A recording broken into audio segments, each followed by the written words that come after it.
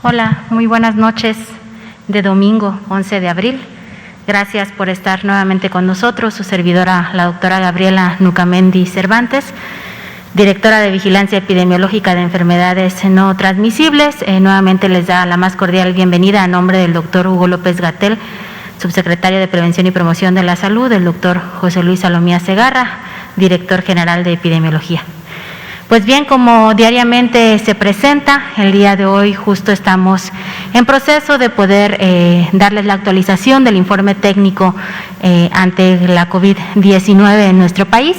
Acto seguido, obviamente, vamos a hacer la presentación del avance de la Estrategia Nacional de Vacunación y nuevamente durante esta conferencia vamos a utilizar este bloque, este espacio, para poder compartirles también parte de la experiencia que Campeche ha generado con la estrategia a nivel estatal, misma que le ha funcionado para poder llegar hacia el semáforo verde a través del trabajo interdisciplinario, multidisciplinario de todo el sector. Pues dicho esto, si les parece, iniciamos para que todos los puntos de contacto que están a nivel nacional, ya sea a través de redes sociales, a través de las cadenas televisivas y por radio, pues también estén debidamente informados. Como parte del primer bloque, les estaremos presentando justo este video de la Secretaría de Salud del Estado de Campeche. En este video vamos a hacer notorio cómo ellos también mantienen la estrategia a nivel local con base a los procesos de vacunación actualmente en fase 3. Adelante.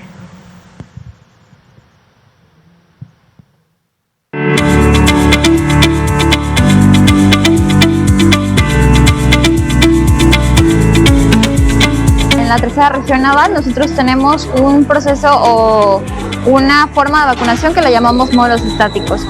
Los módulos estáticos es que nuestro adulto mayor llegue, se establezca en una silla y en esa silla pase todo el proceso sin tener que moverse. Comienza con el registro. Como podemos ver acá, están sentados.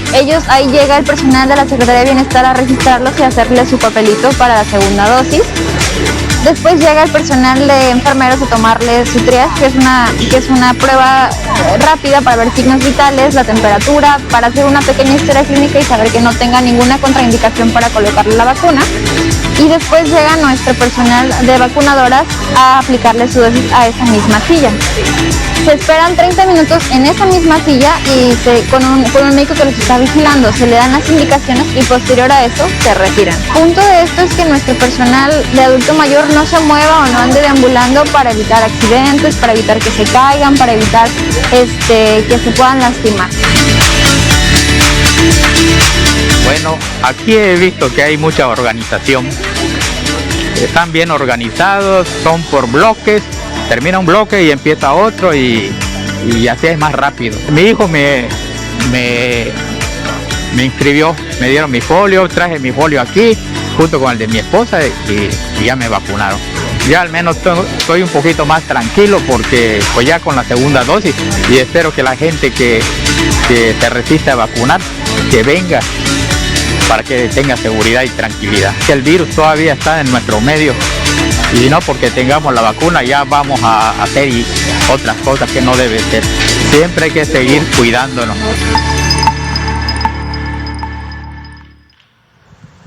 Nuevamente resaltamos la importancia de este trabajo que se realiza día con día.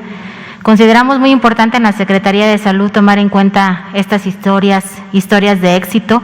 Desafortunadamente muchas veces tomamos los extractos mínimos negativos y estos los extrapolamos como si fuera una verdad generalizada. Y no hay que olvidar que tenemos a miles de mexicanos y mexicanas trabajando día con día justo en esta Estrategia Nacional de Vacunación y esta es parte de las historias de éxito. Estas personas, hombres y mujeres, tanto trabajadores de la salud como adultos mayores que han sido vacunados y que actualmente inclusive ya tenemos un número importante que vamos a dar a conocer en la actualización del día de hoy, que han completado ya su esquema de vacunación. Estas son las historias de éxito que queremos transmitir y que queremos obviamente que la población mexicana se afiance de ellas para que acuda en el momento que le corresponda a que le apliquen su vacuna para prevenir los casos graves de la COVID. Si les parece, entonces, iniciamos con el informe técnico epidemiológico en este primer bloque de información de actualización.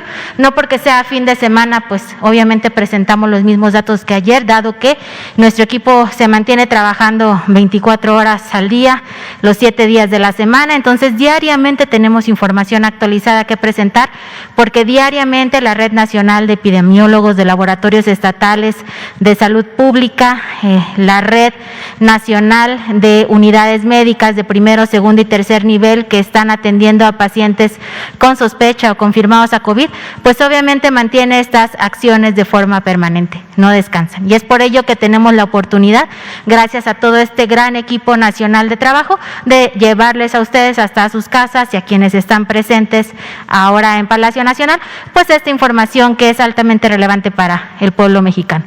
Pues bien, en este gráfico que ustedes ya conocen a la perfección, en donde estamos identificando claramente cómo se encuentra la curva epidémica, tanto de los casos incidentes, los casos activos estimados y las desafortunadas defunciones.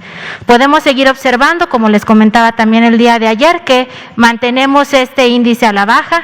En relación a las personas recuperadas, tenemos una disminución de un 1 porcentual, y en relación a las personas o los casos estimados, que es la curva en tono azul muy claro, tenemos una disminución de 17 puntos porcentuales. Actualmente tenemos un total de casos estimados de 2.472.166. Y afortunadamente la mayoría de estos casos que se han venido presentando, que han sido positivos ya sea por pruebas de PCR o pruebas antigénicas, pues se han recuperado a bien. Actualmente tenemos un total de 1.809.921 personas recuperadas. Personas que tuvieron la prueba confirmatoria, que fueron casos confirmados y que afortunadamente al día de hoy ya se encuentran recuperadas. Y pues es un hecho que para nosotros es muy lamentable, para todo el pueblo mexicano, que desafortunadamente durante esta pandemia, a lo largo del 2020 a la fecha, tenemos ya un total de 209.000 personas en territorio mexicano, y no hablo solo de mexicanos, sino de territorio mexicano que se han encontrado en nuestro país, que desafortunadamente perdieron la vida ante la infección por SARS-CoV-2. Sin olvidar pues que actualmente, con base a la información técnica que hemos publicado, no únicamente para esta conferencia de prensa, sino en el informe técnico diario que ustedes pueden identificar a través de la página de la Secretaría de Salud, en el blog exclusivo de la Dirección General de Epidemiología que se actualiza diariamente, pues Latinoamérica, con base al panorama internacional, se mantiene pues en el primer lugar de este acúmulo de casos confirmados en todo el continente, y obviamente se mantiene en los primeros lugares a nivel internacional. Esto con base obviamente al comportamiento y a las cadenas de transmisión pues que se han presentado no solo en Norteamérica, sino en Centro y Sudamérica. Pues bien, volvemos a confirmar que traemos 28.072 casos activos estimados. ¿Qué significa esto? Significa que son personas que ya fueron confirmadas a COVID y que se mantienen dentro de los primeros 14 días que presentan signos y síntomas. Por eso se les maneja como casos activos, es decir, que todavía podrían estar presentando signos y síntomas de la enfermedad y que en un momento dado entraron a la base de datos del Sistema Nacional de Vigilancia Epidemiológica porque presentaban signos compatibles a COVID y fueron acreedores a que, de acuerdo al protocolo que tenemos en el actual lineamiento para la vigilancia epidemiológica de enfermedades respiratorias virales y de laboratorio, obviamente porque conjuntamos ambas cosas, la vigilancia epidemiológica y la vigilancia por laboratorio, pues estos pacientes pasaron al protocolo de estudio. Al día de hoy podríamos dar la cifra de 2.069.821 esquemas completos de vacunación contra COVID-19. Esta otra lámina pues nos demuestra nuevamente cómo se va dando la evolución diaria de hospitalización nacional, considerando pues que la curva superior que está en tono claro son todas aquellas personas hospitalizadas, el total de personas hospitalizadas a nivel nacional, y la curva que está en tono rojo, que también estamos identificando que va descendiendo día con día, son personas hospitalizadas en camas generales, es decir, aquellas personas que han resultado positivas, que han requerido hospitalización, pero que afortunadamente los signos y síntomas no son de gravedad. Entonces pueden mantenerse en estas camas generales que están destinadas para este tipo de pacientes a nivel nacional, distribuidas en las 32 entidades federativas. En el caso de la línea verde, si pueden apreciar desde donde ustedes se encuentran viendo esta diapositiva, pues también tiene y se mantiene con un nivel descendente día con día, afortunadamente, porque esto nos demuestra que actualmente, al menos al día de hoy, 11 de abril, nos mantenemos con una tendencia descendente de pacientes graves hospitalizados que requieren ventilación. Al día de hoy tenemos una ocupación nacional del 17%, con una disminución de un 1 porcentual en comparación del día de ayer.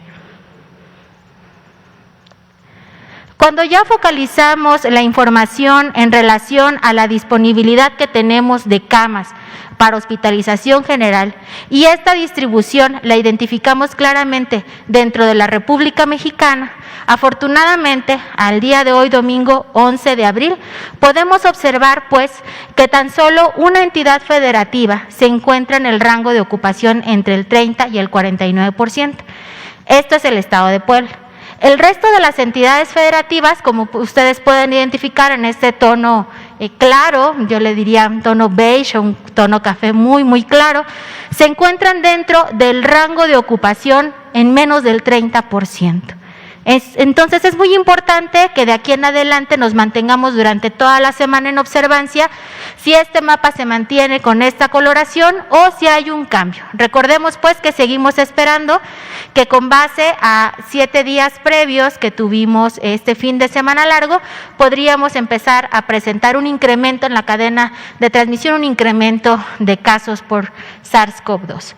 Actualmente, de las 30,512 camas totales que están identificadas en todo el país para hospitalización general, tenemos ocupadas un total de 4,885 camas, teniendo entonces un total disponible de 25,627 camas distribuidas en las 32 entidades federativas. Esta misma información, pero ya focalizando dentro de nuestra República Mexicana la disponibilidad de camas para hospitalización con ventilador, es decir, aquellas camas que se utilizan para los pacientes COVID que desafortunadamente presentan signos y síntomas de gravedad y que requieren apoyo ventilatorio, observemos pues cómo de las 10,417 camas totales identificadas dentro del sector salud, tanto público como privado, para atender a este tipo de pacientes con estas características, tenemos ocupadas al día de hoy 1,993, teniendo un total disponible de 8,424 camas. Dentro de la República Mexicana podremos observar, con base a los diferentes tonos de color, tonos cafés, que la Ciudad de México y el Estado de Tabasco son las únicas dos entidades federativas en las cuales tenemos una ocupación entre el 30 y el 49%. Y el resto de las entidades federativas, las 29 entidades federativas restantes, se encuentran en un rango de ocupación para estas camas específicas con apoyo ventilatorio en menos del 30%. Actualmente, la República Mexicana, con base a estas características, tenemos un total de ocupación del 19% y con base al día de ayer tenemos nuevamente un descenso porcentual del 2%. Y bueno, no quiero pasar a la Estrategia Nacional de Vacunación sin antes recordar a todos aquellos que están al pendiente de este informe técnico diario, que la información que se presenta en la conferencia de prensa diaria es un extracto de toda la información que día con día la Secretaría de Salud, tanto a nivel federal como las secretarías estatales, están presentando e informando a la población mexicana.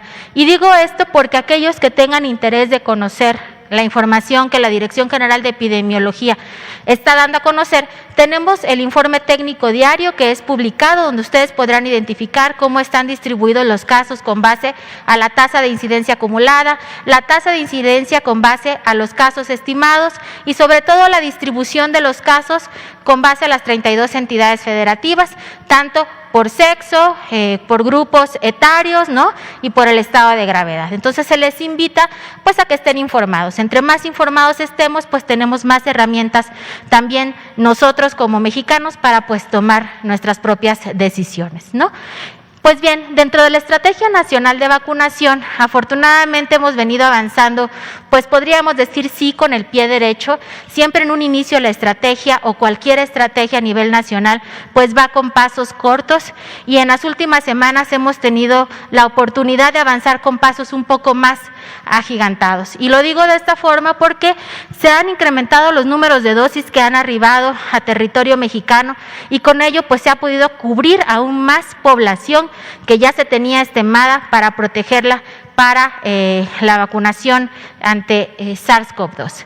Y observemos pues cómo en la última semana o en las últimas 2 semanas en relación a este gráfico de barras que está distribuido por días desde el 2020 hasta el 11 de abril, al día de hoy pues tenemos un total de dosis aplicadas de 126,095.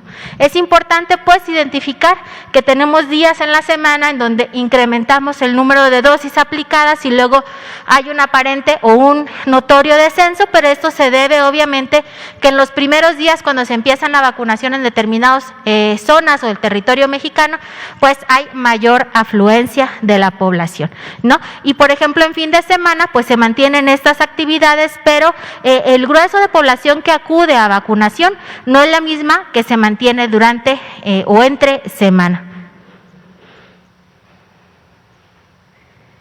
En relación al avance acumulado de esta Estrategia Nacional de Vacunación, pues nuevamente es importante recalcar que día con día esta ha venido incrementando, por eso, como les comentaba ayer, esto es un gráfico con una línea de datos acumulados, siempre irá hacia arriba, y actualmente al día de hoy tenemos ya un total de 11,395,137 dosis aplicadas. Y esto lo vamos a ver en el siguiente gráfico, cómo las distribuimos con base a la población objetivo a la cual se está focalizando actualmente la vacuna. Tenemos estos 3 grandes grupos que ya todos bien conocemos. El primer grupo o el primer rubro vacunado o identificado en esta lámina, pues es el personal de salud que se encuentra en primera línea. La estrategia abarcó y ha abarcado como primera instancia a todo aquel personal de salud que atiende a la población con sospecha o confirmada a COVID. Esta ha sido la población prioritaria, al menos durante la primera fase de la estrategia. Y obviamente, aunque la estrategia siga avanzando, pues el personal de salud también seguirá siendo considerado hasta cubrirlo en su totalidad. Actualmente tenemos un total de 910,726 personas vacunadas dentro de este rubro de personal de salud, de las cuales 155,147 están presentando ya medios esquemas, pero afortunadamente 755,579 tienen ya el esquema completo. ¿Qué quiere decir esto? Que ya recibieron, dependiendo del biológico, ya sea las 2 dosis que les corresponden o la dosis que le corresponde con base al biológico que se le aplicó. En relación al personal educativo, pues mantenemos esta cifra de 22,934 personas vacunadas, de las cuales tenemos ya con esquemas completos 16,627 y con medios esquemas 5,307 personas dentro del personal educativo. Y bueno, por último, y no por ser menos importantes, sino al contrario, pues tenemos a todas estas, al grueso de nuestra población adulta mayor, con la cual la Estrategia Nacional apostó justo con la finalidad de poder hacer una disminución de la mortalidad. En este grupo poblacional que desafortunadamente ha presentado la mayor tasa de letalidad en comparación del resto de los grupos poblacionales que han sido afectados por esta enfermedad. Al día de hoy tenemos ya un total de 8.740.048 personas vacunadas, de las cuales 1.296.615 tienen ya esquemas completos. Pues pareciera menor, pero vamos avanzando de forma positiva. Actualmente tenemos 7.443.433 personas adultas mayores que ya se les ha aplicado la primera dosis de vacunación. Todas estas personas que ya tienen su primer dosis de vacunación, obviamente en los próximos días estarán recibiendo ya la segunda dosis y en pocas semanas tendremos ya la oportunidad de darles a conocer que la mayoría, si no el total de esta población de adulta mayor que ya ha sido vacunada, tendrá ya el esquema completo con base a lo programado. Y pues bien, parte de la fortaleza que tiene la Secretaría de Salud, y lo hablo como ente rector, no como único ente operador, porque el Sistema Nacional de Salud está conformado por todo el sector salud. El sector salud no solo es la Secretaría de Salud, es ISSSTE, IMSS Bienestar, Pemex, Sedena, Semar, todos los servicios estatales de salud y, ¿por qué no?, también los institutos nacionales y el sector salud, aunque pareciera que muchas veces es exclusivo de las entes públicas, pues también la conforman las entes privadas. Y una de las fortalezas es que no solo tenemos la estrategia de vacunación, sino que también tenemos un registro nacional, el cual nos permite identificar si posterior a la vacunación o al proceso que se realiza de aplicación de un inmunológico, la persona puede presentar algún efecto adverso, sea este leve o grave. Observemos pues que este registro, no quiero decir que es un registro único solo para México, hay diferentes países en el mundo que lo llevan a cabo, pero México tiene la fortaleza que es un registro que no solo le reporta a un ente, sino que le reporta todo el sector. Es decir, que podemos captar la información que se está obteniendo en diferentes puestos de vacunación a lo largo del territorio mexicano. Y esta notificación es una notificación obligatoria, es una notificación que se requiere pues de forma inmediata, es decir, conforme se presenta el evento, este evento tiene que ser reportado. Y este evento que es reportado también es estudiado, ¿no? Porque una persona que llega a un módulo de vacunación, bueno, quienes han tenido la oportunidad de llevar a sus familiares o que han sido vacunados, pues podrán también dar testimonio de que no se les permite su salida de forma inmediata. Generalmente se les pide que se queden entre 20 y 40 minutos para que estén en un proceso de observación y que si durante ese periodo presentan algún tipo de evento, en ese momento obviamente son atendidos, pero a la vez este evento es reportado. Bueno, dicho esto, del total de dosis de vacunas que ya llevamos aplicadas en la República Mexicana, actualmente tenemos 14.811 casos notificados de ESAVIS. Entonces, si identificamos los millones de vacunas aplicadas con el número total de ESAVIS que tenemos en este momento cuantificados, en estricto sentido, estos eventos no sobrepasan lo estimado o lo que se esperaba, ¿no? Por el contrario, con base a las notificaciones que se tienen en otros países, los eventos que se han presentado en nuestro país se encuentran dentro del rango aceptable a mínimo. De estos 14.811 ESAVIS, los encontramos plenamente identificados con base al biológico que le fue aplicado a la persona. Como les comentaba el día de ayer, el grueso de estos ESAVIS pues obviamente provienen de Pfizer, pero no significa que provienen de Pfizer porque Pfizer es la que provoca mayor evento, sino porque se aplicó un mayor número de vacuna con este biológico. Acto seguido se mantienen los 748 ESAVIS por AstraZeneca, 563 por la aplicación de Sinovac, 205 por aplicación de Sputnik, 64 por aplicación de CanSino y 3 particularmente de vacunas de población extranjera, es decir, que no se vacunó en territorio mexicano, pero que en territorio mexicano se identificó que presentaba una ESAVI. Ahora, de estas 14.811 ESAVIs registradas, podemos identificar que graves son tan solo 168 casos. No lo estoy minimizando, simplemente estoy explicando y lo hago con justa razón para que la población que está al pendiente de la información que se genera día con día, pues identifique claramente que tan solo una persona de cada 100,000 personas vacunadas va a presentar un evento de esta categoría. Ahora, de estas 168 ESAVIs graves, estas corresponden al 1% de los casos notificados. Y nuevamente, la Secretaría de Salud tiene la clasificación de estos eventos, de los eventos graves, con base al biológico aplicado. ¿Por qué hacemos esta clasificación? Para nosotros es muy importante identificar si en un momento dado uno de los biológicos que se está aplicando empezar a repuntear con ESAVIs, pues obviamente para la Secretaría de Salud sería un foco rojo. Afortunadamente al día de hoy esto no ha ocurrido. Es por eso que todas las marcas de biológico que se mantienen actualmente para la aplicación a la población mexicana, pues obviamente se mantienen dentro del esquema permisible.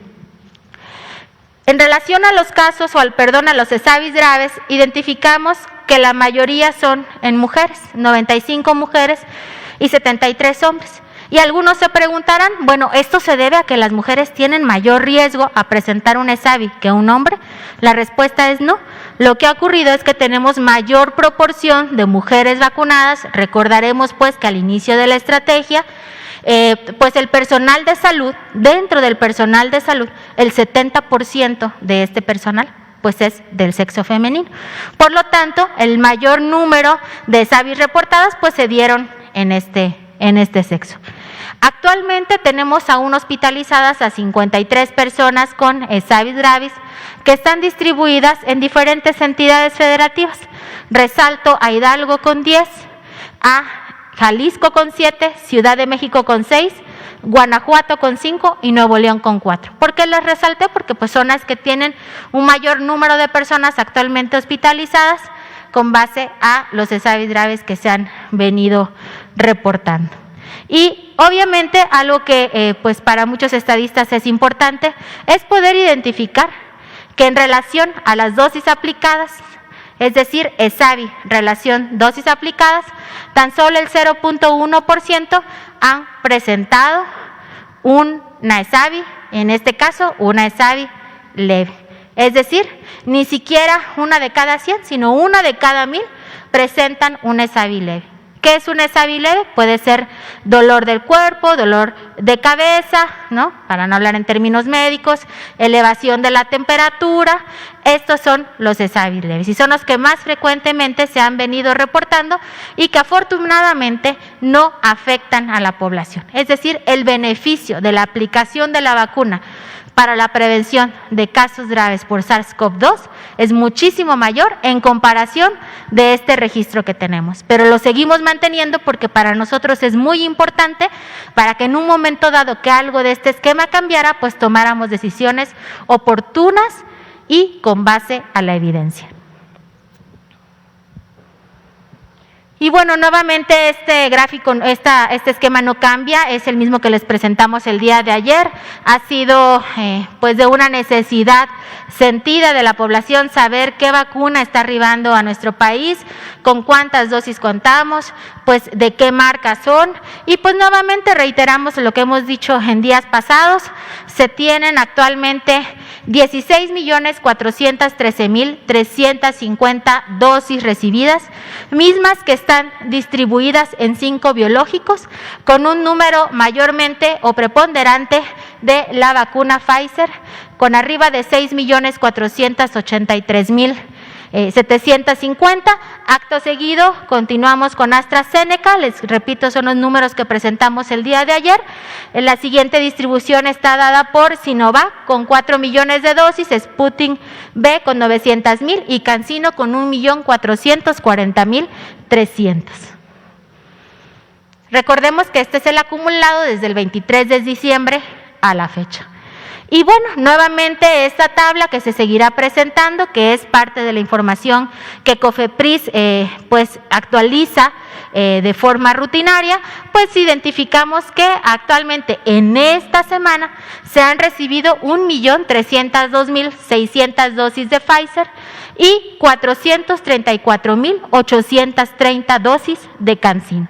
Conforme se arribe entonces más vacuna, pues obviamente se estará actualizando esta tabla y la siguiente semana pues verán las fechas de la semana que vamos a iniciar. Es muy importante entonces que antes de que pasemos al espacio de preguntas, pues nuevamente reforcemos con esta información que el Estado de Campeche nos envía y que de alguna forma pues sí demuestra el trabajo que día con día no solo la entidad federativa, sino el resto de las entidades viene realizando. Adelante, por favor.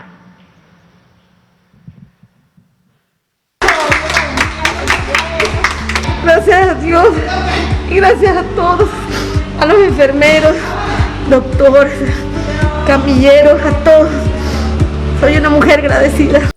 Soy Lourdes Burgos Rivero, tengo 84 años, me acabo de poner la segunda dosis de la vacuna de COVID, me siento muy bien y les invito realmente a que se la pongan y a seguir con los mismos cuidados que tenemos.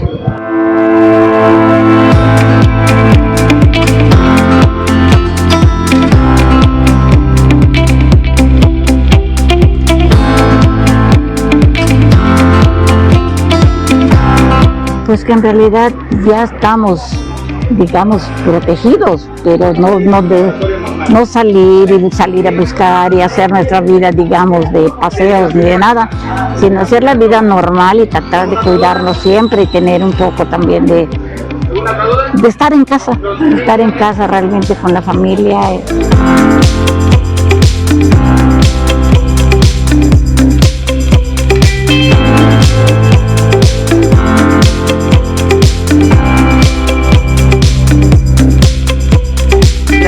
Pues también muy agradecido que recibí la vacuna para prevenir, para que no me contagie con esto. Pues hay que protegernos, quedarnos en la casa, no salir, mantener las manos lavadas. Deben de recibirlo, deben de estar pendientes para recibir la vacuna. Pues hay que prevenir para no enfermarnos, lavarse la mano, la cubriboca, todo.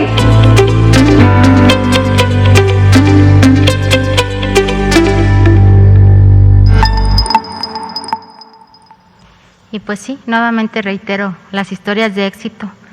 Día con día, su servidora pues actualmente no está en el campo de acción en la atención de pacientes. Eso no significa que no le he estado con anterioridad, pero un número importante de amigos, amigas, compañeros y compañeras, aunque en este momento yo sé que la población mexicana está focalizada en estrategia de vacunación, pues nos mantenemos actuando en el día con día con los protocolos, y yo hago mucho énfasis a los protocolos porque recordemos que cuando realizamos una acción repetida con base a las acciones que se han evidenciado, que están basadas en evidencia y que éstas nos permiten lograr a bien el éxito en la atención de un paciente, estas son las que se tienen que repetir.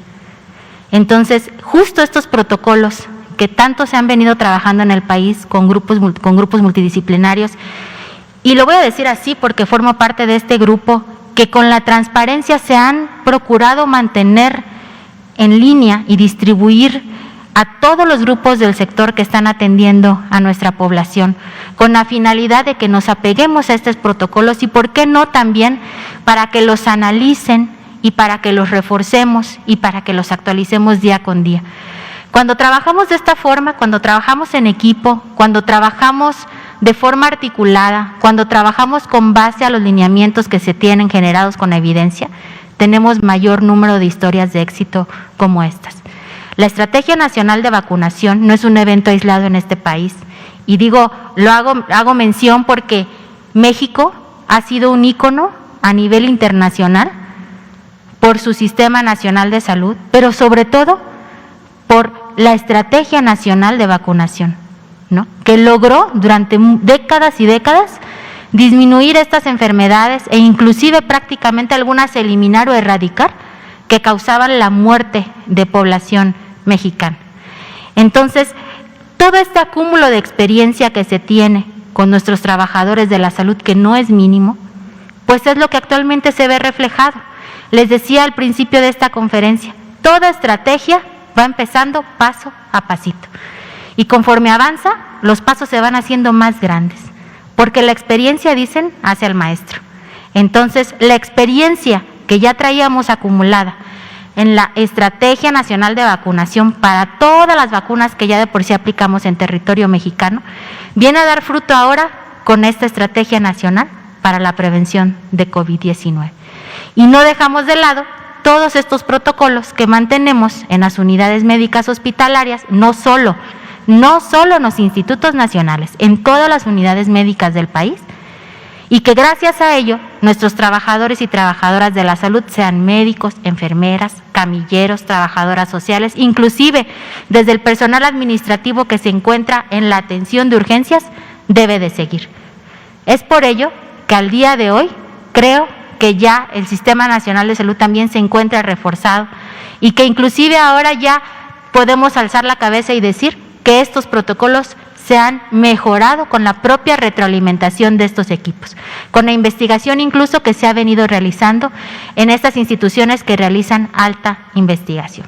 Pero bueno, era parte justo de presentarles estos videos para no olvidar las historias de éxito y mantenerlas y apoyar y ayudar a nuestra población mexicana a que confíen en la vacuna, a que se apliquen la vacuna y a que acudan, y que en un momento dado, como lo decíamos ayer, si ustedes desde el lugar donde se encuentran observan o identifican que algún procedimiento no es de lo más adecuado, lo informen de manera inmediata para que las autoridades estatales y las autoridades federales, pues obviamente podamos actuar oportunamente. Pues para no quitarles también más tiempo a nuestros compañeros reporteros, adelante por favor. Buenas tardes, Héctor García de Diario Basta y Grupo Cantón. Hablando precisamente de protocolos, a la redacción de nuestro periódico llegó información de la empresa Acrom, que va en alianza con la fundación, con la asociación APROS de México, donde precisamente las empresas que participan en investigaciones clínicas hablan del rezago en los protocolos a nivel internacional y por supuesto en nuestro país.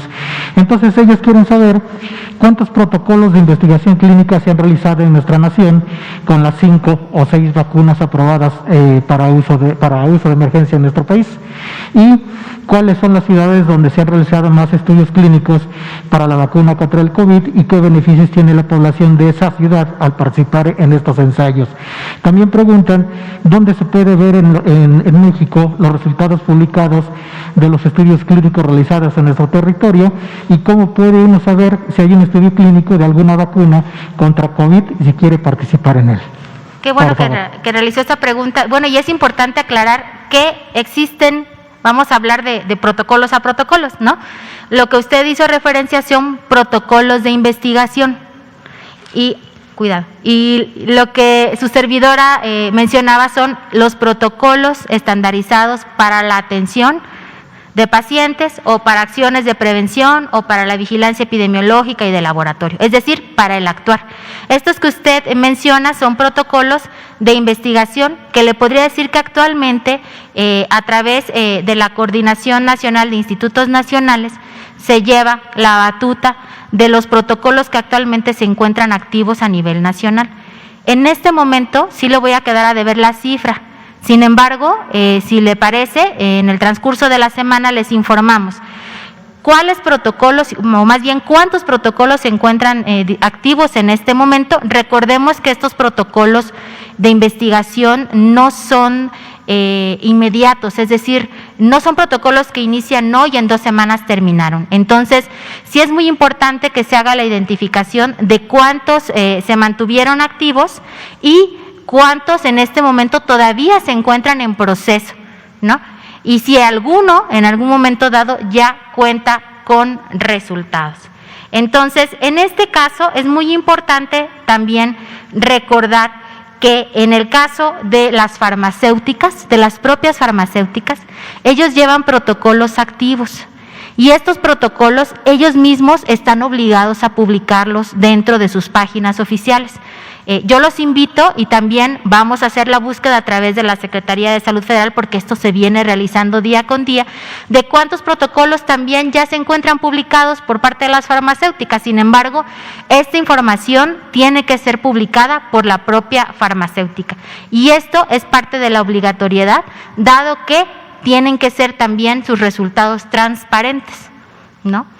Pero sin problema hacemos la identificación. Lo que sí le puedo decir es que institutos nacionales de alta especialidad están llevando a cabo protocolos de investigación, los cuales están en diferentes líneas. No todos van en la misma línea, porque mucho se ha hablado de los protocolos de investigación en materia del tratamiento, ¿no? Hay otras líneas de investigación que sí me gustaría que en el transcurso de la semana, ya sea el doctor Gatell o el doctor Gustavo Reyes Terán, pues pudieran expresarlas de viva voz, porque son ellos los portavoces también de esta información. ¿Cómo están beneficiando a las ciudades y para participar en ellas, por supuesto? Bueno, ahí son dos cosas diferentes, ¿no? ¿Cómo un protocolo de investigación le puede beneficiar a la comunidad? Entiendo que en ese tenor va la pregunta. Cuando un protocolo de investigación, por ejemplo, si estamos hablando de protocolos para tratamiento o para manejo de pacientes o inclusive para el manejo de las secuelas por COVID-19, los resultados que se van identificando poco a poco de los mismos son los que les permiten a la propia comunidad médica del instituto o del sector justo generar prácticas basadas en evidencia. Es decir, voy a poner un ejemplo muy burdo, ¿no? Si por alguna razón identificamos, voy a hablar de otra enfermedad y de otro signo y síntoma.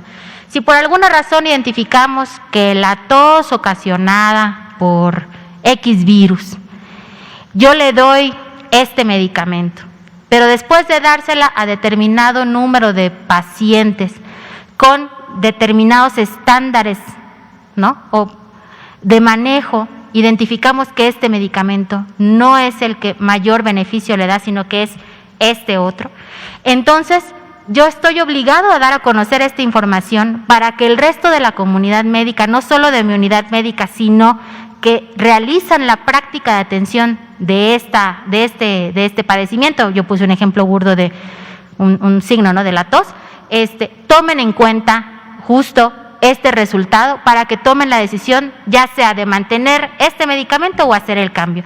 Justo los protocolos nos sirven para emitir recomendaciones basadas en evidencia y que esas recomendaciones pues sean conocidas lo antes posible por la comunidad médica que atiende al resto de la población mexicana. Es decir, un protocolo de investigación de nada sirve si yo obtengo un resultado y no lo publico y no lo doy a conocer a la comunidad médica. Si es información que es de utilidad para que mejoremos el manejo, pues obviamente se tiene que dar a conocer. Esa es una. Ahora, ¿cómo puede uno participar?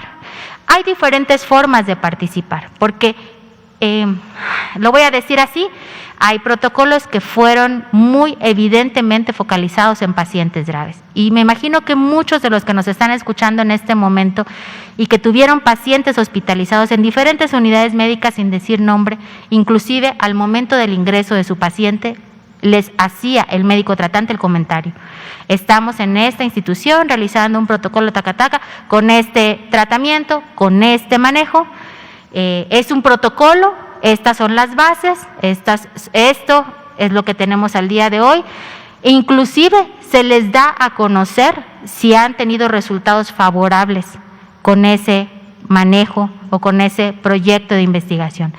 Y entonces invitan, cuando es un paciente grave obviamente es difícil, no le puedes decir al paciente si quiere participar, pero el familiar responsable es quien toma la decisión de participar o no.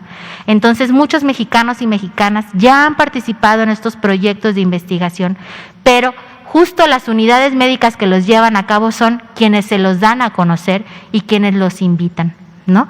Y obviamente, como cualquier procedimiento, pues tiene que haber un consentimiento informado, es decir, en donde el familiar o el propio paciente acepte o no participar. Y esto es muy importante, porque en ningún protocolo de investigación se le obliga a la persona a participar o participa sin que ella tenga pleno conocimiento del mismo.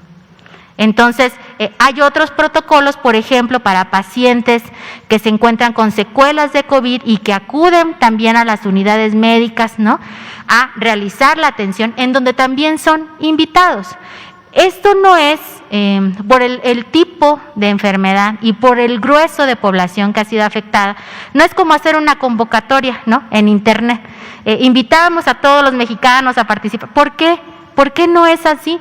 Porque si no la cantidad, imagínense la cantidad de personas que quisieran participar, supongamos para la unidad médica número 43 de la Ciudad de México, un ejemplo, pues todo el mundo se volcaría para llegar a recibir atención en esa unidad y entonces la propia unidad no se daría abasto.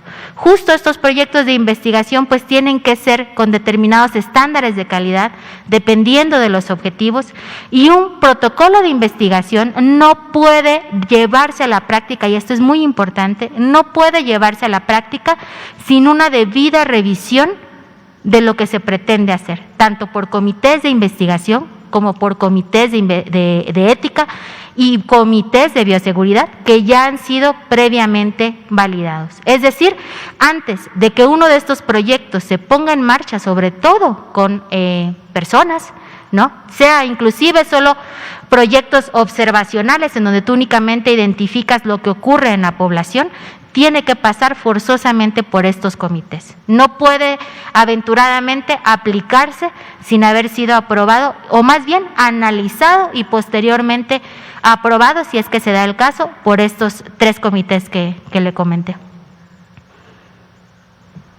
Sí, adelante. Gracias, doctora. Buenas noches. Daniela Pastrana, de Pie de Página.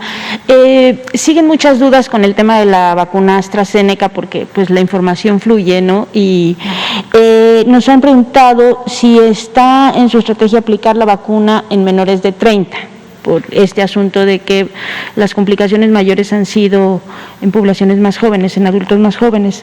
Eso por un lado, y luego con esta información que se difundió hoy sobre que China analiza combinar dosis de distintas vacunas, quería saber si ustedes lo han considerado, si lo tienen, si está en algún momento pensado que se pueda aplicar esta estrategia. Y la última es, ¿qué información tienen sobre el COVID pediátrico? Si hay alguna información sobre COVID pediátrico y casos graves. Gracias. Gracias, no la había alcanzado a escuchar. En relación a la primera pregunta, bueno, me voy a AstraZeneca. Pudieron haber observado lo que les comentaba el día de hoy del número de dosis que se han aplicado. Obviamente, y nuevamente hago referencia al tema de las ESAVIS, al menos con la información que actualmente tenemos identificada, la vacuna de AstraZeneca no ha presentado, ¿no?, estragos mayores o eventos adversos graves como se han reportado tal vez en otros países, al menos no en la población mexicana. En este momento sería ambicioso, ¿no?, decirle o darle un sí se le va a aplicar a la población de 30 años. ¿Por qué? Porque necesitamos primero identificar cómo evoluciona justo la aplicación de la vacuna que hasta ahora ha sido favorable en adultos mayores, y obviamente esto nos da un campo de mayor amplitud también, y con base a la evidencia que se sigue generando día con día, a tomar la definición si esta vacuna será aplicada en población económicamente activa. Digo, yo no soy la experta en vacunación, sin embargo, con la información que tenemos al día de hoy, esta vacuna se mantiene en proceso de aplicación, y lo que sí le podría decir es que en este momento no se ha pensado en que esa vacuna se saque del esquema para vacunación de población de 35 años y menos. En relación a la primera pregunta, La combinación de dosis. Sí hemos leído justo estas declaraciones. Hasta el momento México no ha considerado hacer esta combinación de dosis, dado que afortunadamente se mantienen las dosis programadas para la aplicación de la segunda dosis. En algún momento no sé si se tomará la consideración, pero en este momento entiendo que nos mantenemos en la postura de que si se te aplicó la dosis de un biológico es la misma que se te aplicará en la segunda dosis. Bueno, justo ya desde que empezó la pandemia, se identificó pues que en otros países se tenía evidencia de un proceso inflamatorio generalizado en niños, principalmente en Inglaterra, que inclusive los llevaba a la hospitalización, pero que afortunadamente no causaba decesos. En el caso de nuestro país, pues la verdad es que la aparición de casos confirmados en personas o en niños, ¿no?, menores de 18 años, y vamos a focalizar en la población de 5 años y menos, pues prácticamente es mínima. Recordemos que sí llevamos un registro, por ejemplo, en relación a las mujeres embarazadas y puérperas y a los recién nacidos positivos. Con mucho gusto, este informe lo actualizamos todos los días lunes, mañana lo van a poder ver en la página de la Secretaría de Salud, y con mucho gusto en la semana se les puede presentar, sobre todo porque sería muy importante que les explicáramos cómo vamos avanzando con este registro, ¿no? Y si estos pacientes, estos recién nacidos vivos que han salido positivos presentan estados graves de la enfermedad o si tienen pronta recuperación. Pero si les parece, para no perder como esa oportunidad, se los daríamos a conocer con la información que actualmente tenemos en el Sistema Nacional de Vigilancia Epidemiológica, y así ustedes se llevan la información completa. Pues bien, agradecemos pues la debida atención a esta conferencia de prensa, a quienes están vía remota, a quienes están de forma presencial, y a nombre de nuestras autoridades, siendo ya las 19:53, pues damos por terminada esta sesión y los esperamos el día de mañana ya como inicio de semana nuevamente con toda la información que se tenga respecto a la COVID-19. Muy buenas noches de domingo y muchas gracias.